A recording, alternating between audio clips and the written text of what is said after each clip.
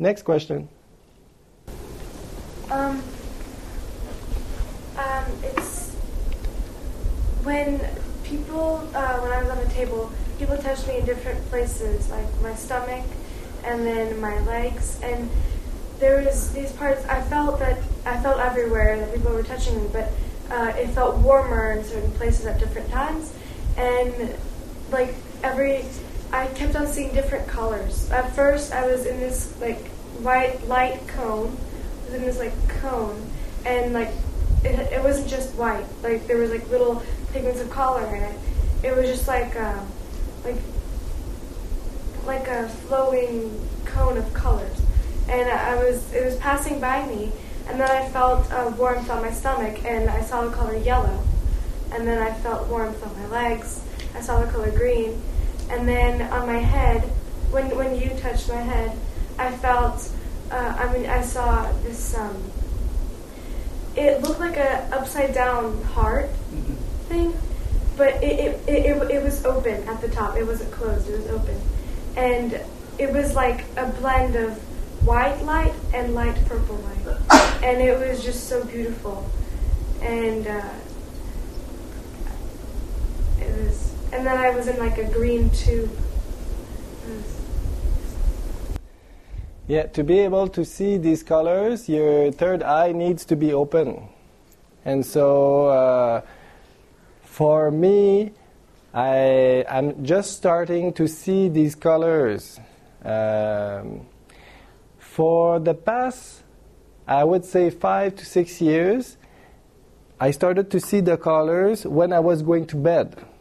You close your eyes and you're supposed to see black. There's nothing at night. But I started to see these patterns of colors like mixing up together, and so. But now it's starting to open also during the day. Like if I look at you guys, I see lots of dots of colors like always flashing. So the more you raise the vital energy, love inside of you, the more electromagnetic energy that you have, the more power you have to power the brain. The scientists say that we use about 10% of the brain. It's a computer. Would it be possible that we are not powering up the brain enough? Yes, so the more you will love yourself, the more you will have that power to develop the other functions, like the spiritual functions of your brain. There's something else I needed to say that is important. It's about warm and cold. We have a tendency to believe that cold is not good, and so when we do healing and it's cold, we're like, oh, I don't want to give cold. But don't judge that, and don't try to control that, because some disease or disorders, they need cold to fix. Sometimes they need warm, sometimes they need both. And so it's not up to you to decide. Let the divine work through you. Any other thing? Yeah, while I was doing healing work on people on the table, I felt as the energy was flowing through me, and I was very grounded, I could feel it coming up through my feet and going in, that I was in between the cells. So I wasn't necessarily into the cells themselves, but like in between the cells, and not being invasive, but being surrounding each cell with a healing energy, so it could take it in, almost like you see the amoeba being encircled in some way, or even the egg and the sperm circling. It was that, and finally the energy would go in where it was supposed to, almost like a birthing. And it was a very different experience for me in that healing, because I do a lot of work with my hands healing, and people tell me about the successes, but I don't know how this is going to feel to people, but it was very, very different in what I felt and saw. And it was very beautiful, because it felt, it was healing without being evasive. Those are the only words that they're giving me right now, that they were actually better for me to not ask the question about it, but just to know that this is a new way of healing that can help people take that in quicker and B, perhaps heal themselves with that energy to continue it because it's in their system and not necessarily just in the cell. And that was the information I got. So if you could help me understand that, maybe. Yes. As you have probably experienced, it's a work that is completely different because we do it from the heart. And we let the energy do its work, because love is like an intelligent energy. It knows exactly where to go, where there's a need. It knows exactly what is the best for that person. And when we try with our mind, when we force things to be the way we think it should be, is it in the best interest of the person? Not necessarily, because we don't know. We assume we know. So of course, when we do that, it's more invasive. But when we let things go, and we let the divine work through us, it's much more gentle, because we are not pushing things, we are not forcing things to be the way we want them to be.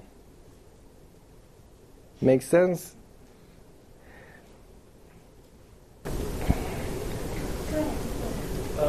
Just to add to a similar experience, when we were swapping one person after the other on the table, we were also shifting in positions, the people standing around the table.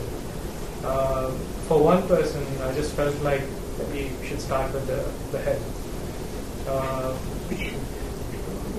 Previously, when I actually used to, Reiki or the other ways you want to call it, I used to feel the energy within the palms and heat or vibration or whichever way it was.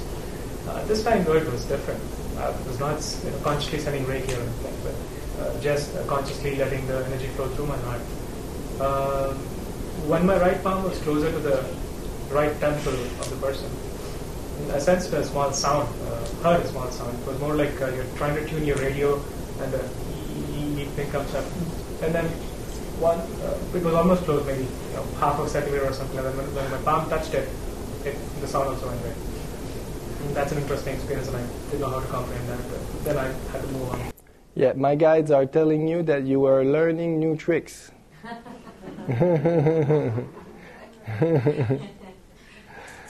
And so many people here today have heard the weird sounds, apparently. And so it is normal. It's like if your chakra of the ears are opening up to different dimensions, and you're starting to hear what's happening in other dimensions. For example, it's possible that you will start hearing the flowers make music. Okay? Yes, it's true. The flowers, they make music in other dimensions. I don't want to get too much into that, but it's only to say that yes, it's a possibility. It's even a possibility that they can talk to you, and it has happened to me. When I was in Mexico, I went by a tree that has so many beautiful flowers, and I said to myself, I never thought that one other being would hear me. I said, "Wow, what nice pink flowers." And then I heard, "They're not pink, they're magenta."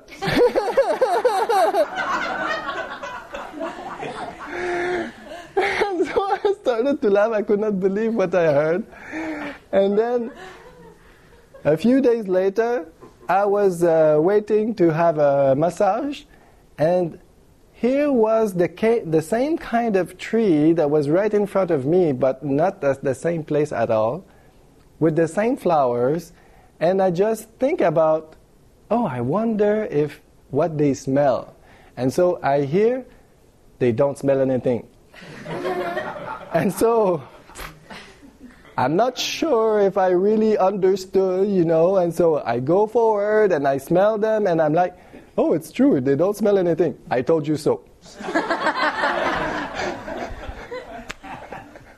So they're very funny. They're to the point, and they're very funny. I thought it was.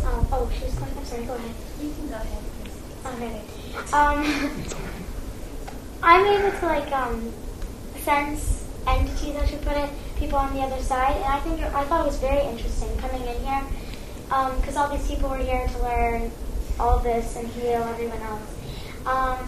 And he has his guides. We've got people there to help us, and I thought it was really interesting because when I first got here, I wasn't sure if I was really smelling it or if it was just someone's perfume, but I smelled this really flowery, sugary smell. And in the kitchen, and then later I went back in there and I'm what happened? I don't smell that anymore. And I remember when we were standing doing that healing thing around you, I could see someone back there, just right there helping you. And I thought it was really cool. I'm sitting here and everyone's person behind the mask who's, sending the energy. I thought it was awesome. That was really cool for me. I liked that. Well, bouncing off what you said, I was going to say something along those lines. So it's perfect. So while we were healing, every time we started the session, I sensed the beings around. Actually, you can sense it's like a pressure change. When you feel someone's around you, but there's nobody there, And another interesting thing was that somebody was saying this is a different type of healing. In the sense, there's a unity that goes on, because when everyone's healing together, when I was on the table, I actually saw everyone as beings of light surrounding me, and everybody was in light all around. It was amazing. So yeah, that unity of as if being one person. I got that too. The table when I was being healed, it was very interesting because it's a unity, yet everyone felt as if they were doing a specific thing that was bringing it all together. So they weren't all doing the same. It just felt as if each one identified for the strings on the guitar. Each one of the strings has a different tone. Each one of the people around the table healing me at that time had a different energy or vibration they were using. That when I got up, and after also when Eric touched my head in the Diksha, it was just the Kundalini, or the open energy, was so powerful and so strong. And for a few of us on the table, when we got up, we had to sit for a moment. It was so powerful, and yet it wasn't one vibration alone. It was a combination like music. So thank you.